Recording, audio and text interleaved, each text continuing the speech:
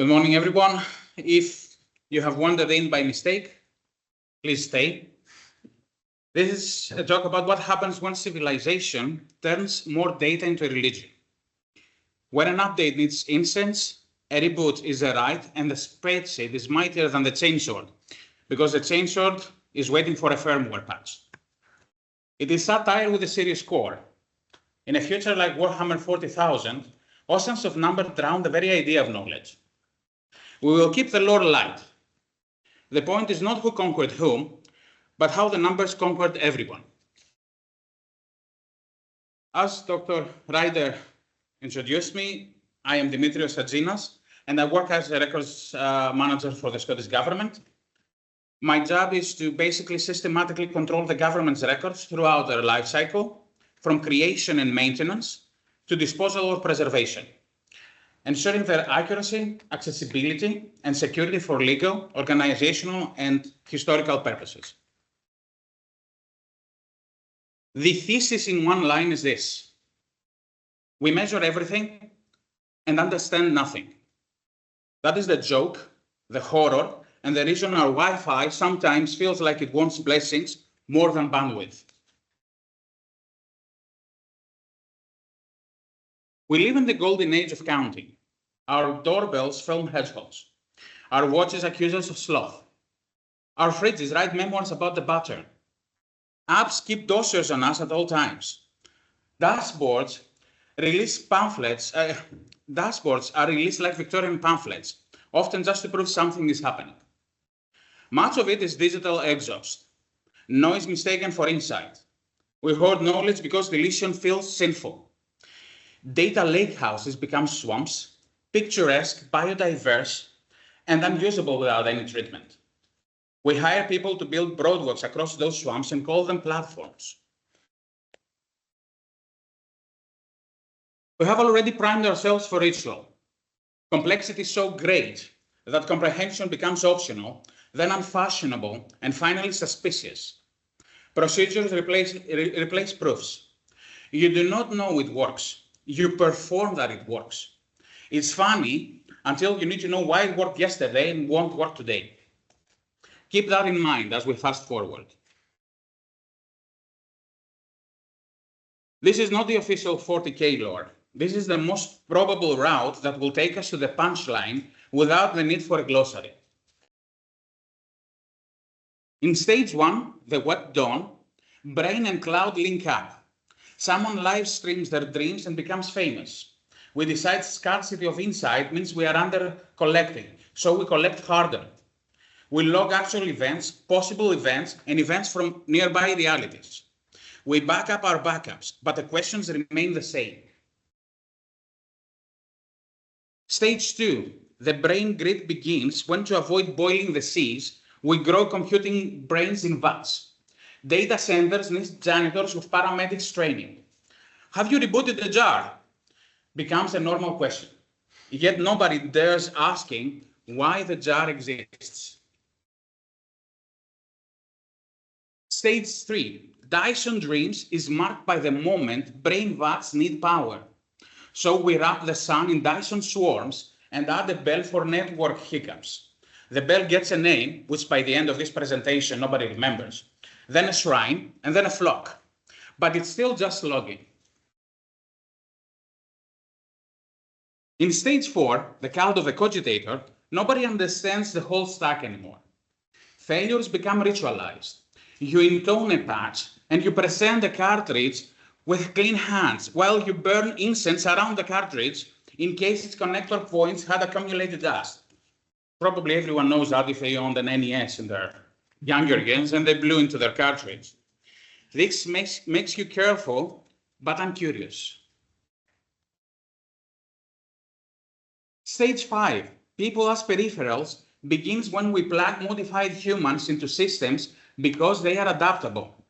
Cloned, docile, brain function still minimal, but they are still technically people. They hold wires with their teeth because their teeth are conveniently bio-insulated.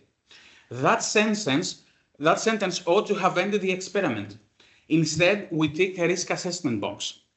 At each step, more data, no more understanding. This is the seed of the ridiculous future. We need just enough context to appreciate the joke. 4 more moves and we are done. The dark age of technology. Everything works. AI runs society. Miracle recipes, known to us as STCs, are common. Possession is mistaken for comprehension. The age of strife. Galaxy-wide network collapse isolates walls. Manuals outlive the people who understood them. Ritual replaces know-how. Knowledge is lost. Tech religion rises. A brief renaissance, loud relapse. A unifier in shiny armor appears, dusts off some archives, and rediscovers STCs. There is a renaissance, then civil war. Libraries burn as bright as heretics. Innovation becomes more dangerous than heresy, because heresy only gets you killed. The long decline into the 41st millennium. For 10,000 years, the priority is keeping yesterday running. Maintenance becomes scripture. Curiosity becomes sedition. The IT desk is now a priesthood that can pacify your toaster's demons. Systems work until they don't, and no one can explain why. That is the punchline. Data everywhere, understanding nowhere, a vast techno-bureaucracy with a service desk that is 60% something. That is all the lore we need. Sci-fi loves big numbers. An empire of million worlds produces comical amounts of data. Imagine a single city today. Traffic sensors, hospital monitors, tills, phones, satellite feeds, Warhammer online stores. Now imagine 1 billion such cities on 1 trillion worlds for millennia in a culture that considers deleting a log file tantamount to least majesty. The exponents pile up until the numbers are theater, 10 to the something zettabytes, more bytes than atom in a smugly large universe. It is the point where quantity ceases to reassure and starts to parody itself. You cannot audit it, you can only kneel before it. And yet, drivers still need updating. The instance still runs low. The absurdity is not the size, it is the mismatch between size and sense. 1 million worlds and a jump printer. The 9 flavors of data absurdity. Abundance leads to ignorance. Keep everything means nothing is special. Decisions require deletion. The future forbids it. Ritualized rebooting. Fixes survive as oral choreography, not understanding. If a light blinks once, recite form B. You cannot question a form, you can only complete it. People ask peripherals. When in doubt, add an exploited human to do the last-minute judgment and call it automation. That cost is hidden in bodies, but the metrics look good. Priesthood of sockets.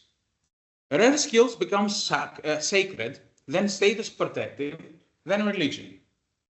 Is this HDMI output or input can escalate to a schism if you add enough robes. Good heart in a cassock. When a measure becomes target, it stops being a good measure. We train models to pass tests, and then we get surprised when they pass the test without learning the subject. Compliance cosplay. Audit happens. Okay, people show evidence of people showing evidence that controls hypothetically exist. In the 41st millennium, there are vaults containing records of previous demonstrations of compliance, never read, heroically preserved. Policies survive only as immaculate slide decks and often outlive the policy. Data necromancy. You inherit a system that no one dares to switch off. Remember we were discussing earlier? So you embalm it, you build around it, and you hire a medium to interpret the noises. That is preservation without curation. The streetlight empire. We invest and we measure what is easy, not what matters. Curiosity as a sackable offense. Questions like insubordination. Questions sound like insubordination, so no one asks. The safest response is perform the right, File the form, keep your questions for the pub. But curiosity is the only thing that fixes a system once the candles fail. The right to ask why is as infrastructural as the right to patch it.